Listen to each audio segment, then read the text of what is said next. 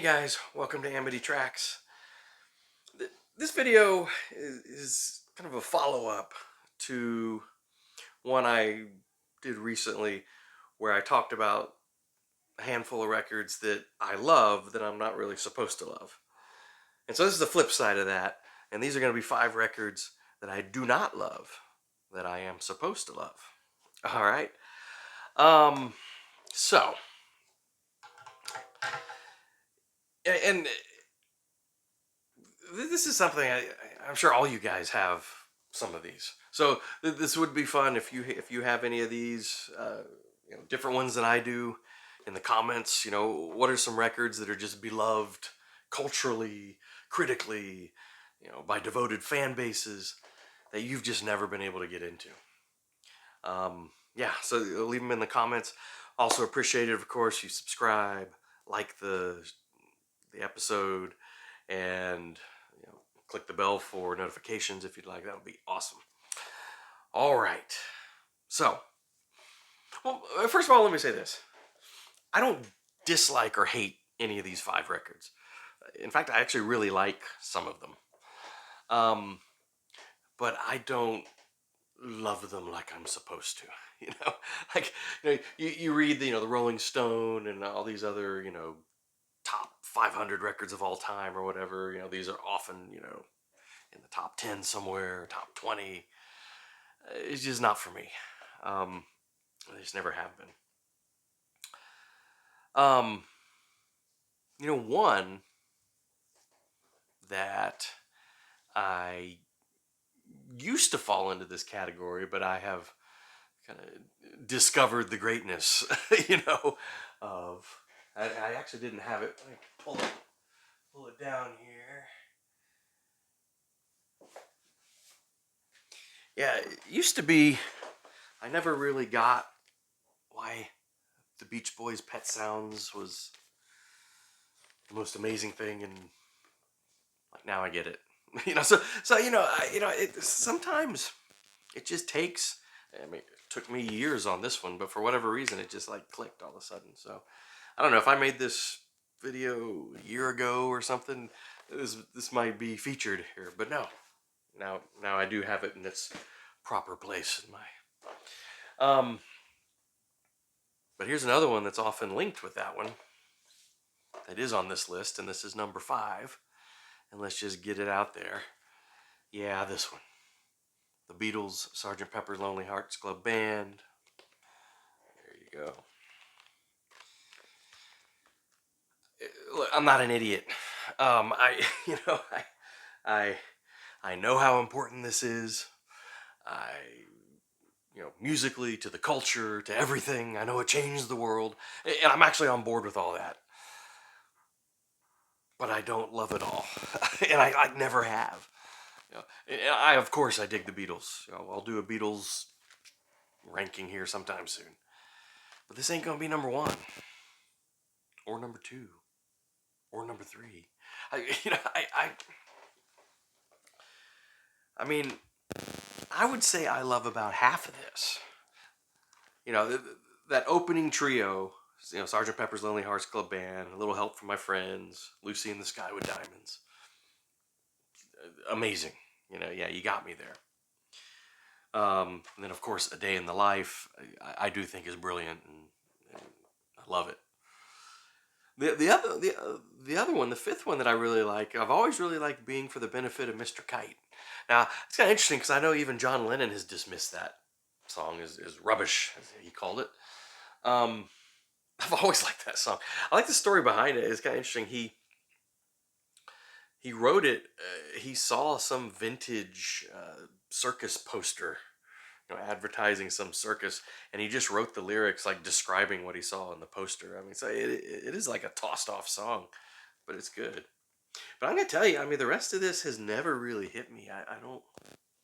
Yeah, what's kind of interesting about this is I don't know, back in the day, not all the way back when it was recorded, but I mean, you know, 15 years ago when you had these, best of lists and all that. I mean, this was always number 1. This was always like just acknowledged. Sergeant Pepper, the greatest record ever.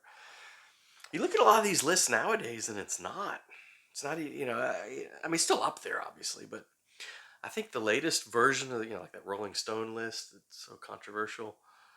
I don't think this is even the highest Beatles record on that list, if I remember right.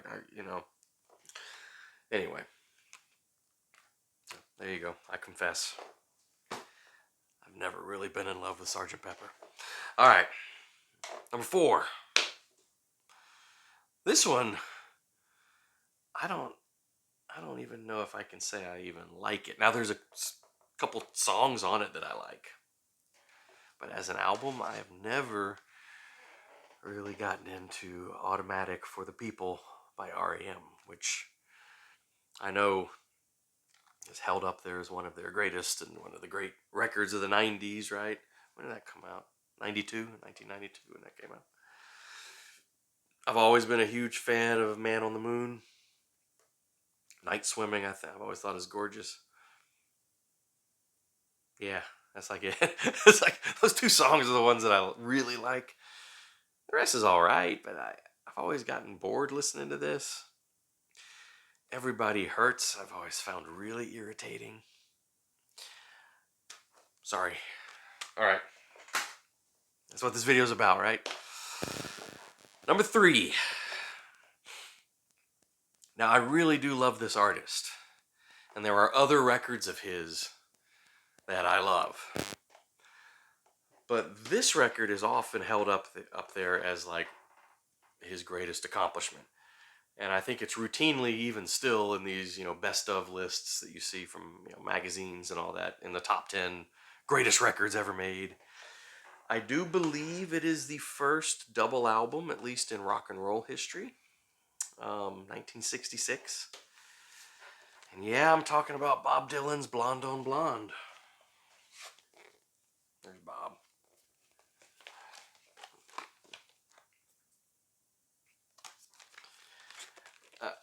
Again, I am not arguing that it's not important. It is hugely important and influential and brilliant and genius and all that. I just have a hard time listening to it straight through.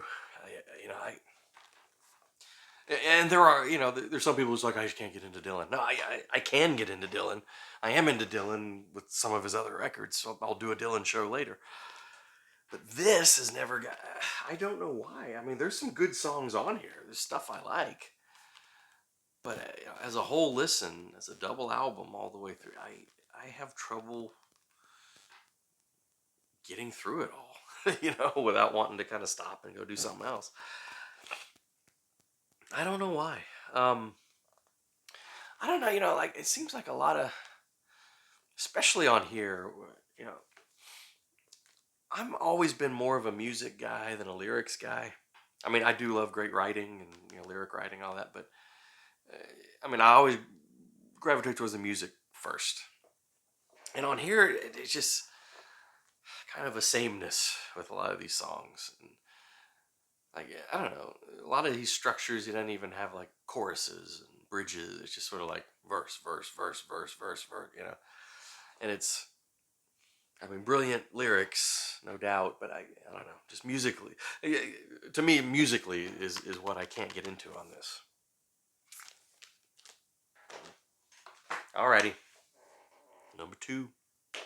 I mentioned the latest version of the Rolling Stone, Rolling Stone magazine's top 500 records that came out. Was it earlier this year or last year, or whatever? It's like the 3rd version of that.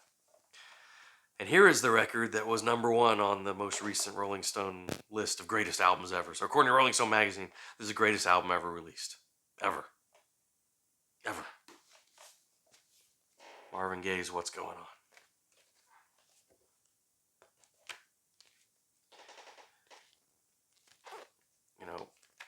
Kind of like Sgt. Pepper's, I really love like half of this. I think half of this is great. The title track, of course. Mercy Mercy Me, of course. Right On is cool. It's a nice, great groove. And Inner City Blues, I think, is brilliant. Those 4 songs. But the rest of this, I can't get into. I don't know. Again, I acknowledge its greatness and its importance and all of that stuff. But I'm just talking as a listening experience. I have a hard time listening to the rest of this, like, and staying engaged. What's happening, brother? Flying high, save the children. God is love. Holy, holy. Those just don't do it for me. But those other four songs I mentioned, I think are genius, and I love. I don't know. All right. Number one. Now, I could never get into this album. This is also often in the top 10, top 20 of all time greats. I remember when this came out, and everyone's like, "Oh, it's changing the face of music," and I just like shrug. I don't know. I don't get it. I still don't get. Honest, this actually, like these other ones, I get. I still don't get this. Like, why? And people say, "Wow, when this came along in 1991, when this came along, it totally slammed the door shut on, hair metal and like all this late 80s, fluff." And I love the 80s. So I did me no favors slamming the door on great 80s music. Yeah, Nirvana, never mind. Again, yes, I understand the craftsmanship. I understand, how this was, this breath of authenticity, in the early 90s, but I just don't really like it. I never have. I've tried. I mean, every couple of years, I'm like, okay, I'm just like, listen to Nirvana with open ears, open mind. And again, I don't hate it, but it just, to me, it does to me something even worse than like hating it, where I just listen to it and I'm just like, eh. I mean, I'm indifferent. And I think that's the worst reaction of all.